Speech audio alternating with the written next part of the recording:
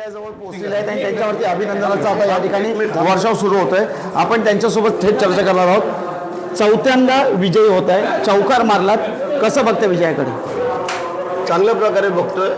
जी आम्ही घेतलेली मेहनत, कार्यकर्ते, पदाधिकारी, मतदार बांधवांनी दाखवलेला विश्वास आणि आपल्याला सगळ्यांना कल्पना आहे, मी नेहमी बोलत आलेलो आहे की भरत शेठ किती वेळा जरी आमदार झाला, मंत्री झाला, तरी तो जमिनीवरनं चालणार, हवेतून चालणार नाही आहे. आणि काम करण्याची पद्धत, लोकांशी वागणं, बोलणं, चालणं, ह्या ज्या काही गोष्टी आहेत त्या लोकांनी स्वीकारलेल्या आहेत आणि मला पूर्ण खात्री होती की विजय आपला निश्चित आहे. आता किती फरकात होतो हे आपल्याला कळेल थोड्या वेळाने, कारण आता अजून महाड, कोल्हापूर पुढं चालू आहे आणि चांगल्या प्रकारे लोकांनी कौल दिलेला आहे.